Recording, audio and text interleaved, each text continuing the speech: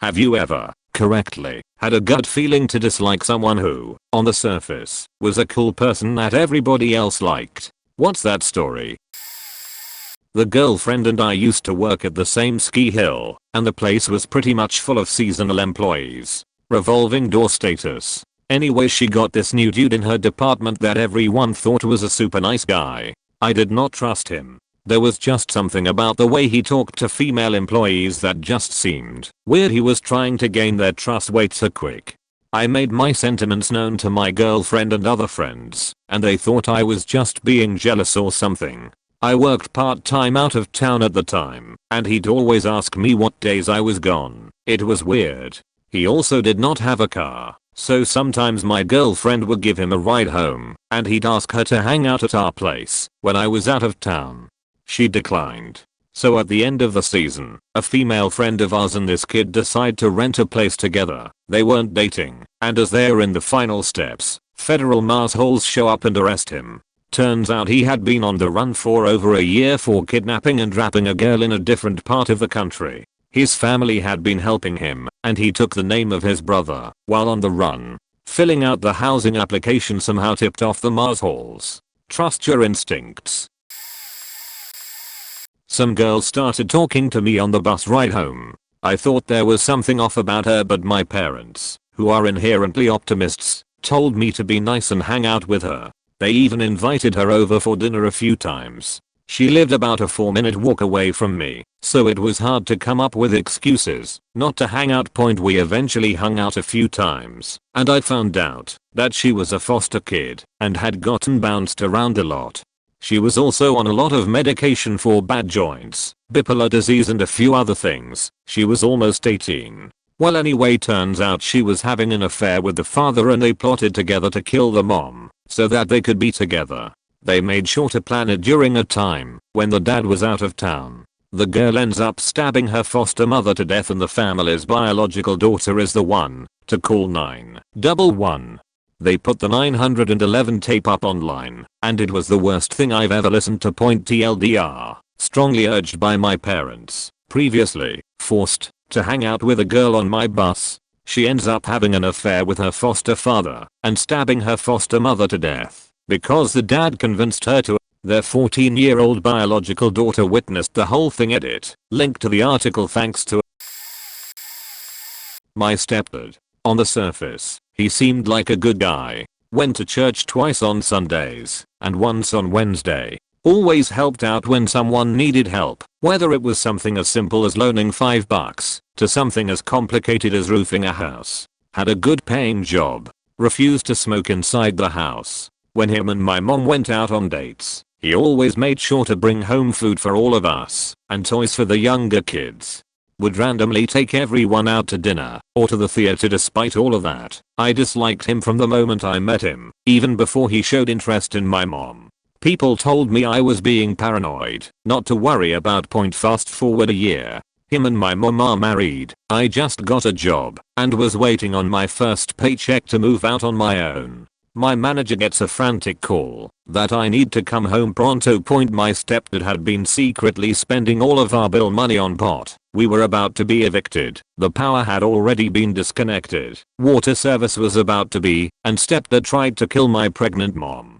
Later on, during the restraining order court hearing, he threatened to cut the baby out of my mom's stomach and leave her and the fetus in an abandoned fridge in a field. Edit. For those that are questioning things, he was buying an inordinate amount of pot and sharing it among 10 to 15 people daily. Not just enough to get high then, but enough to supply those guys and their girlfriends/wives. And yes, it was pot, not heroin.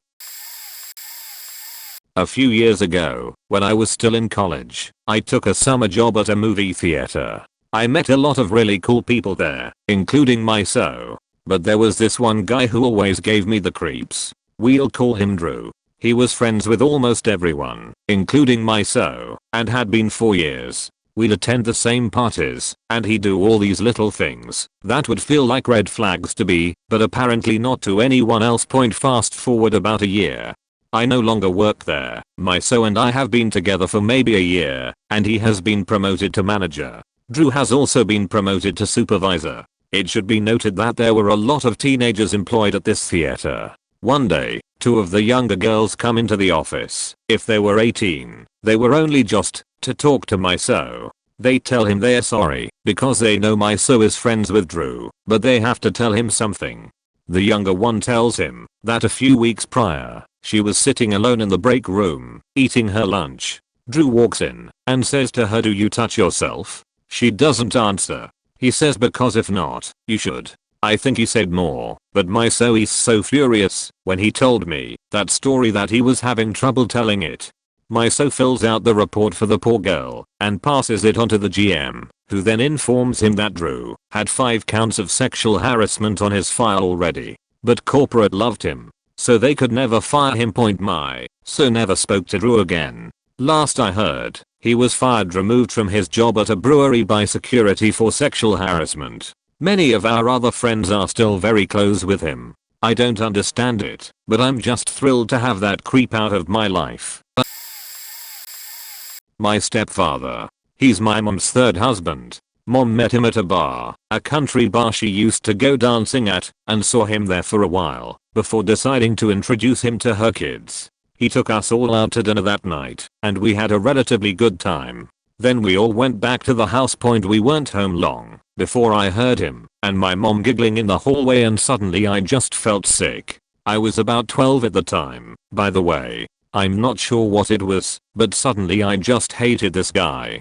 My mom asked what was wrong, and I just said I didn't feel good, and went to my room. Imagine the surprise of all of us kids when we woke up to see that this guy was still there. He moved in that very night. I tried to make the best of a bad situation, though I avoided him for some time. No more than a week later, he offers to brush my hair for me. We're all in the living room watching TV. I'm hesitant at first, but my mom encourages me. Apparently he had sisters and knew how to brush girls' hair.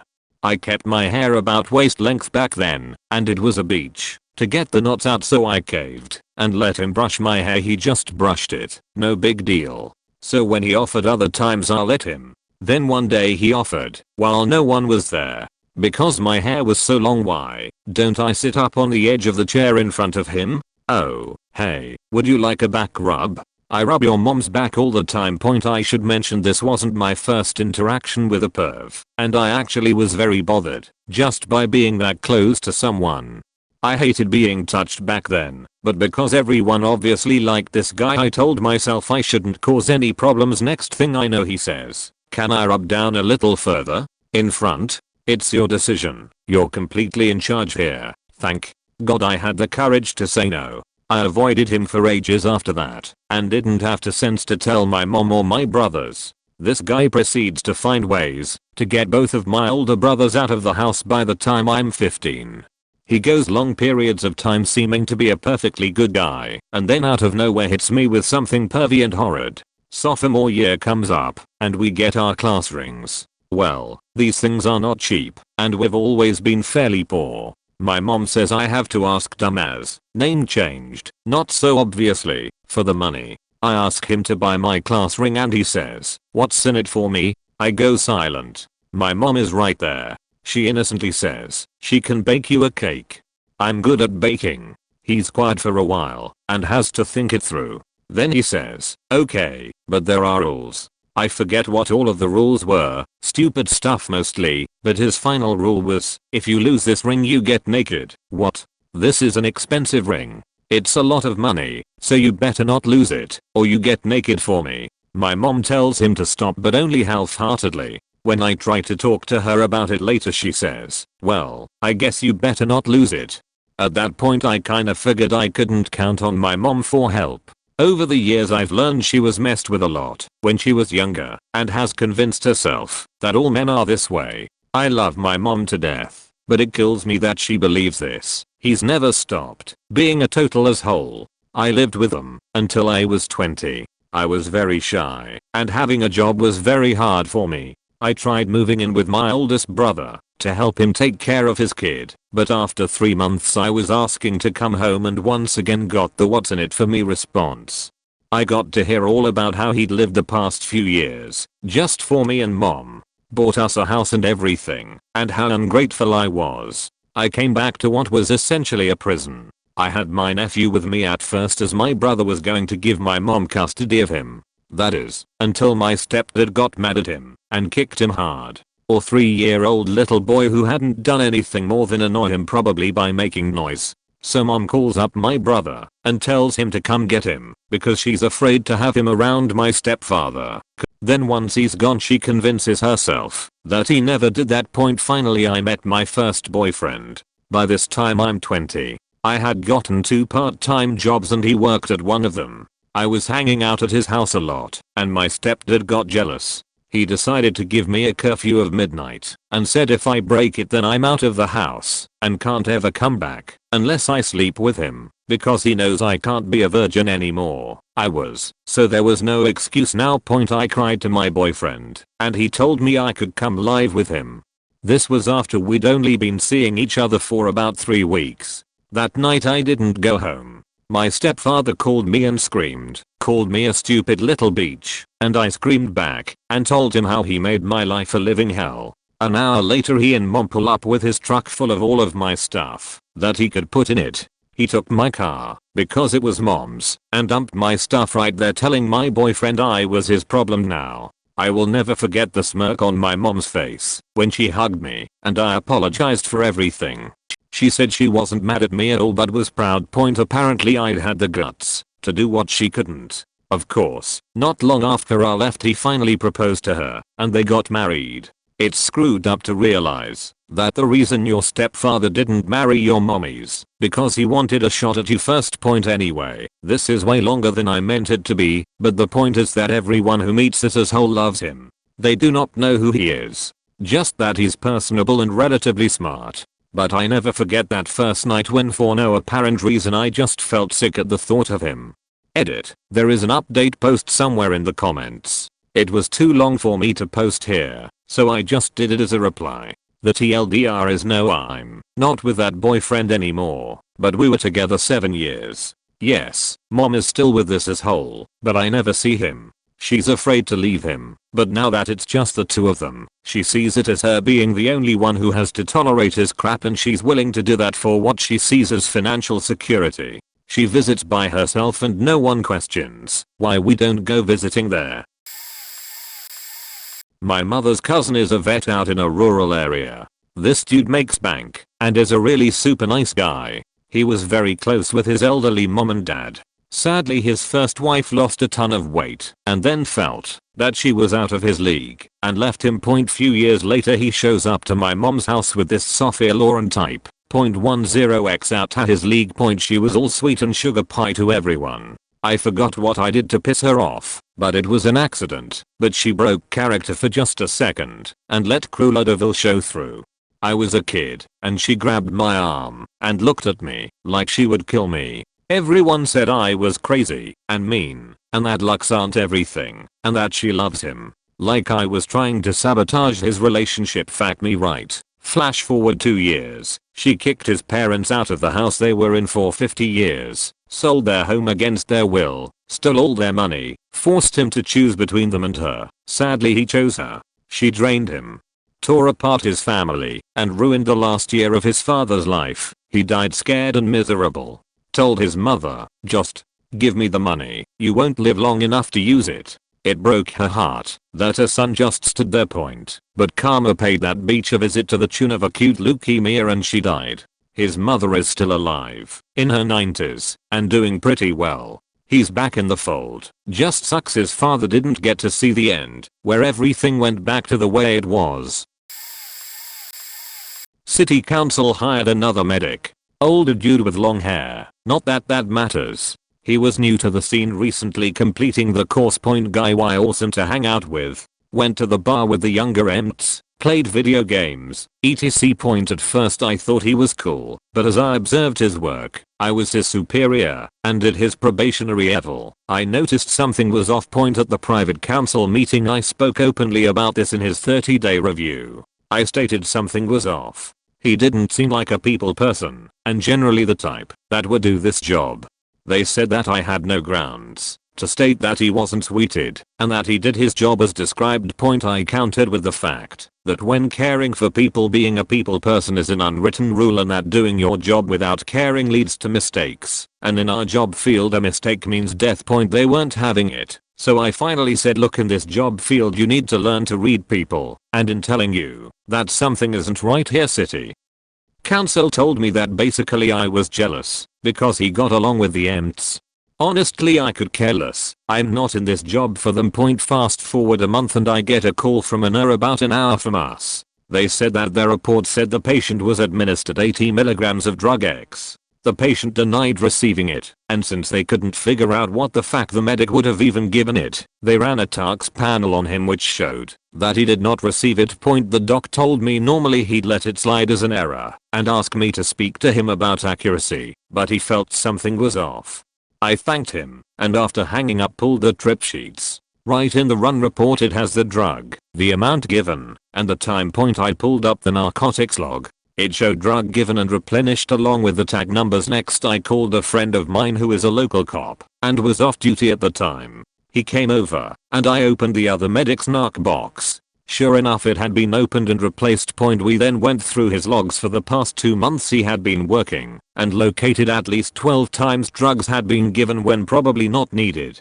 I called the doc back and explained to him, and his exact quote, here's my personal phone number and our lawyer's number. I'll fax you over a written statement along with the test results. I'll see if we have anything on other patients he brought in. My buddy then called dispatch to tell the council members there was an emergency at the station and they need to come in. When they got there we showed them all the evidence and what we suspected. Within 15 minutes we not only had the DA approval, but also a judge sign an arrest warrant.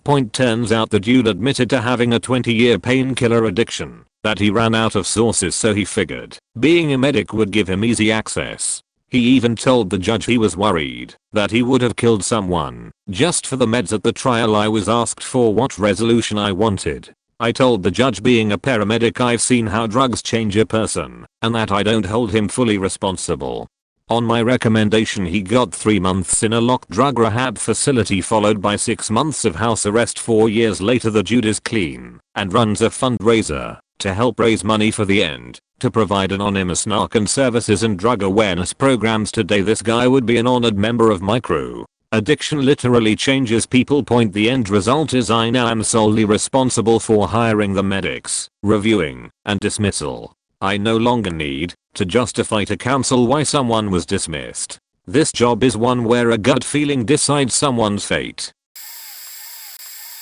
Sometimes our gut instincts are only sort of right. When I was in 7th grade, there was this girl who was really quiet and sort of creepy, and she smelled like sheet, literally. She wore these odd dresses that looked like pioneer dresses, homemade, and she was just, well, creepy. No one talked to her. People tried to avoid sitting next to her. We all gossiped about her as being the epitome of creepiness. Then one day she was gone. Didn't come to class. The next day, it was all over the news. The police had arrested these horrifically abusive parents who were neglecting and abusing their daughter and who had kept their younger son locked in a cage his entire life and never fed him. The younger boy was kept alive by, you guessed it, his older sister. The police were led to the house by neighbors' complaints about the stench.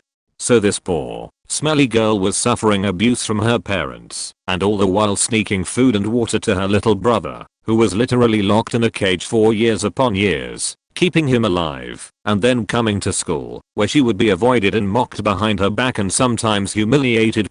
She was a weirdo, and our guts all told us there was something wrong there. But she was a faking hero. Never heard what happened to her after the parents were arrested. Hope she recovered. It was a coworker of mine. Call her M. M was friendly, and everyone liked her. Something was up with her though, and I had a bad vibe. She was always complaining about money issues, but then would go out for meals, or come into work with new clothes that were not indicative of someone with severe money problems. She allegedly complained of such severe financial problems that she was telling people she was having trouble putting food on the table for her kids.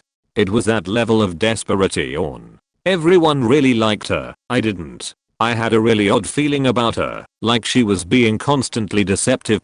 People would always help her out, either by giving her gift cards to Target, extra clothes or canned food. She also complained of car issues for a period of several months. This wonderfully kind lady at work, let M borrow her car during the workday. This was so that M could use whatever money she said she had to go to the store and buy food for her family. Additionally, she used C's car to take a nap from time to time. She claimed to work another evening job, and she was often very tired. Every year, our company sponsored a local family that needed a lot of help. We were a small business at the time, 50 employees, and we'd all donate something to the family at Christmas. It was usually toys, clothes, gift cards and so forth. This year, we decided as a group, to my silent opposition, that M would be our family this particular year.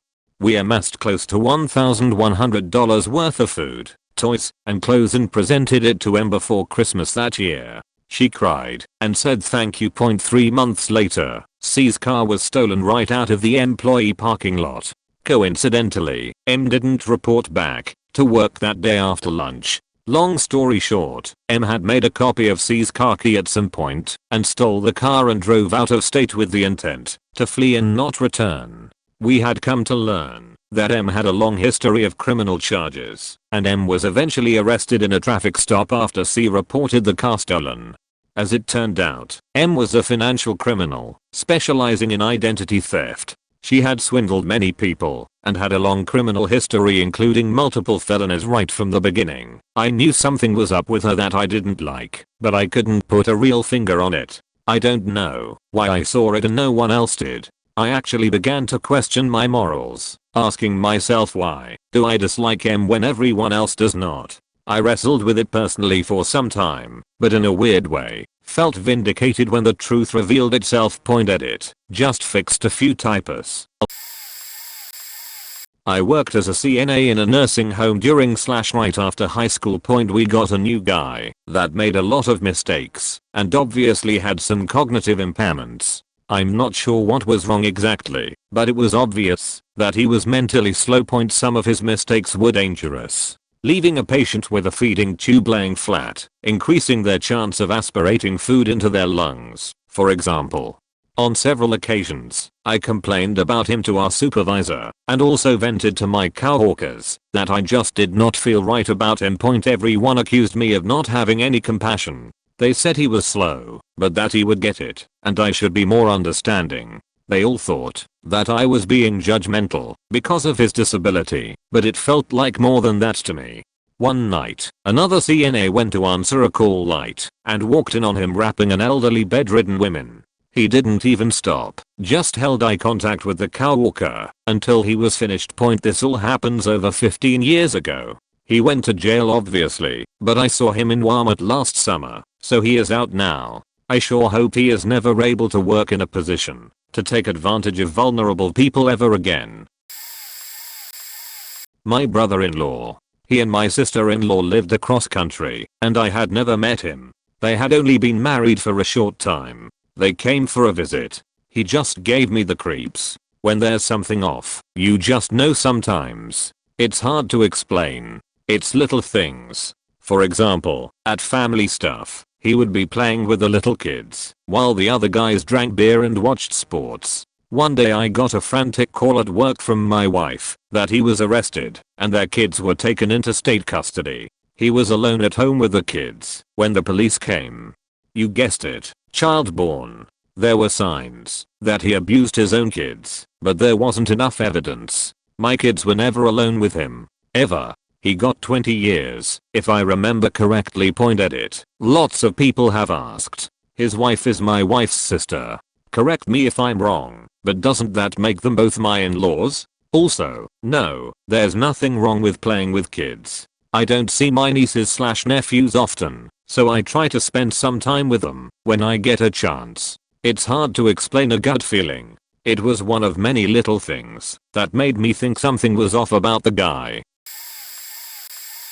Used to work with a psychopath. Dude only ate cookie cake, only watched Disney movies, only listened to music from the 30s and 40s, drove an antique muscle car, enjoyed killing small animals, and always carried a 6-inch buck knife, which I wouldn't consider weird, except we worked in hospitality. If there was ever a stereotype for serial killers, this guy faking nailed it. Everyone else had passed him off as a sweet, sheltered young guy who didn't realize he was kind of strange.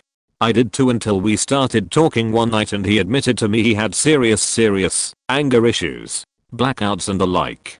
Gets into our group of friends at work and starts kind of obsessing over one of our female coworkers. Everyone passes it off as a crush. I knew better. She rejected him. Wasn't pretty, but he played the let's be friends card. So me and my buddy were super tight with this chick. She starts telling us he's saying things behind our backs, trying to make it look like we were talking about her. Obviously trying to separate us. I'm not fooled.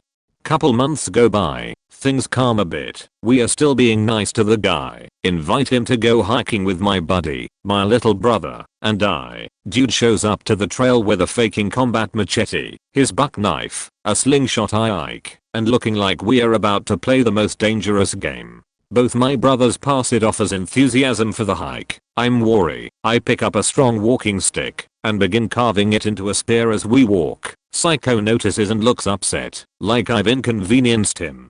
And then asks if we all want to come to his secret spot. It's only 12 miles into the trail and off the path by a little bit. My little brother was fat and we only had one bottle of water between us all in a southern summer. I tell him we can't. Then he starts insisting my buddy go with him, and he was almost about to until I dropped our code phrase and gesture to bail. Always have one or a few of these with your friends. He says he's coming with me, and that's when I saw the look in Psycho's eyes. Rage. He drew his machete and stepped towards my friend as he turned his back, so I stepped towards him with my spear. He saw me and shot off this smile and a laugh and said he'd go alone, then stepped off the trail into the woods and disappeared. I know he was watching us as we left because I told my buddy to take my little brother and stay at least 10 yards in front of me, and the entire time I could hear twigs snapping behind us. To wrap it up, we all survived, but it wasn't long after that when Psycho started stalking our coworker, showing up at random times and discarding dead animals on her property. She complained along with a dozen people not long after that, and he was fired. But not before he attacked her at work and had his ass beat. Don't know what happened to him after that. Don't really want to. Yup. First was a dude who seemed way too interested in me and tried to contact me way too often right from the beginning. I went out with him only few times. Everyone else thought he was a good catch. I first became suspicious when I added a photo to Instagram while studying in a library, and he showed up a few hours later, just casually saying he came to see friends or something else equally lame as an excuse. He lived 2 hours away. Finally had the confirmation to my uneasy feelings about him when I stayed home from a party because I was sick. He accepted me to come and seemed upset when I told him I'm staying home. Sent me many messages. I went to take the trash outside, and guess who was there? In his car, staring me like the creepy stalker he was. Later accidentally found out from my neighbor it wasn't the first time. In a perfect place where he apparently watched me the whole evening instead of being at the party. When I said I never want to see him again, he was really persistently aggressive for a long time until he finally backed out. Second was my friend's boyfriend. When we were 16. He was really popular. Even though he wasn't really good looking, he was extremely charming in a strange way. But people were just drawn to him. Every single time I saw him, it was him in the spotlight, telling a story, a joke, pouring a drink, whatever. I mostly saw him at parties or in big groups when they went out together with my friend. He was unusually generous. His parents were very wealthy and funny. He instantly became a hit in our friend group, especially among the guys. At the end it went basically that my friend had isolated herself from us, and her boyfriend stayed friends with the guys, and they seemed to be more interested of him than her anyway. From the moment I met him, I was uncomfortable of how he was almost too friendly. He wanted to have a super deep conversation like 30 minutes after we met first time at a party, asked me some really personal questions, and was somehow too interested. about my life. But the thing that made me upset was that he made constant remarks of my looks, complimenting me in a way that was just in the line of being inappropriate, but not there yet, comparing me and my friend. Over time he started doing this more loudly, with other people hearing, not just me, other girls in general. Basically joking about my friend and her flaws in front of everyone, telling funny embarrassing stories of her. If she tried to say anything, he told her she was way too sensitive, it was just a joke, etc. He started flirting shamelessly with other girls in front of her. Unfortunately one time I said what I think of him to his face. He got really mad, she took his side, and was really angry to me. I lost all contact with her for almost 3 years. It wasn't just me though, she lost basically every friend she had, and he started going out alone, her being alone at home. Before that incident happened I did have many conversation with her and tried to be extremely careful when talking with her about him, but she was always somehow so guarded and basically complaining about him, then apologizing in his behalf and excusing his behavior, blaming herself out of everything, etc. But it was clear that they had a very toxic relationship. He was manically controlling, insanely jealous. He had all her passwords, went through her social media accounts before forcing her to take all them down, went apeshit if she just looked at another guy in a wrong way, mean, belittling her all the time. Also it turned out later he cheated basically the whole time since day one. I later heard from mutual friends it finally ended when her dad saw the marks he had done. He was violent. To my knowledge he wasn't when I still was friends with her. It came later and went apeshit. Forced her to go the police, took her to live with him, forced her to cut all contact. He terrorized her for a long time after that. For example, threatened to kill her dog. I still kinda miss our friendship. We both apologized to each other and get back in touch later, but somehow it just wasn't the same anymore.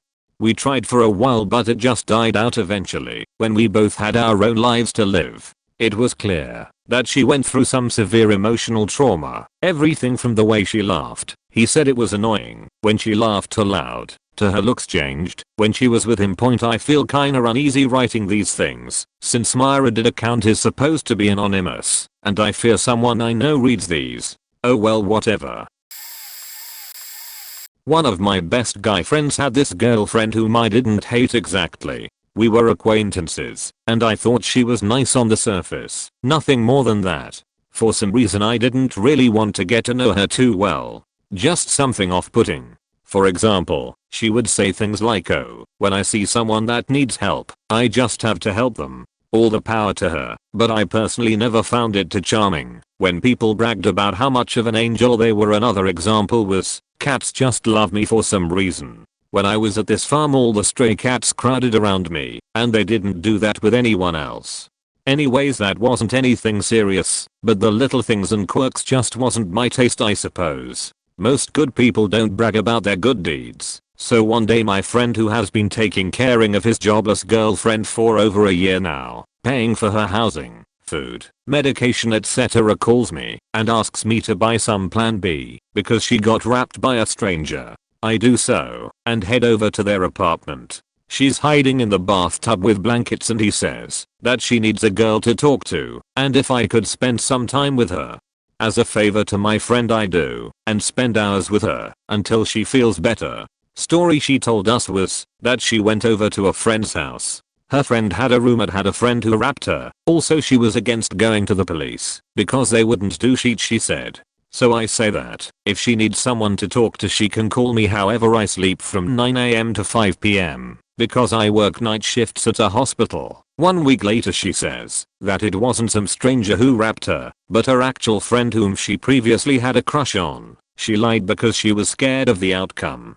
I'm assuming she didn't want to rat out her friend to the police. Fast forward another week. I've talked to her a couple times, but one day she calls me at 10 AM. I sleep through my phone. Another call at 12 PM. I miss it, but wake up enough to text her, asking what's wrong. I don't get a reply, and fall back asleep. Another call at 2 PM. Slept through that one too. I wake up around 5 PM and see all these missed calls. She still hasn't replied to me yet, so I inform her boyfriend that I've gotten a few missed calls from her. After that she hated me because I wasn't there for her.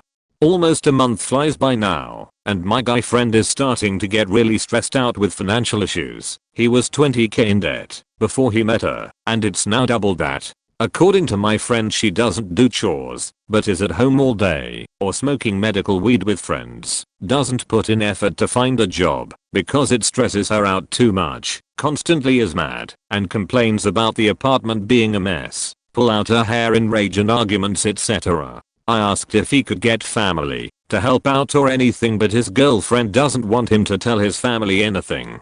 His family thought she's an angel at this point because they haven't heard of how they are actually doing. After a ton of arguments and some on and off again relationship time, he finally kicked her out of his apartment to be picked up by friend who had wrapped her. Many of our mutual friends, very good people, have taken up the responsibility of listening to her problems and have had the unfortunate time of being yelled at by her as well. They didn't know that side of her before. Side note, she owes me $60 for that plan B. Still. Edit, spelling / grammar errors.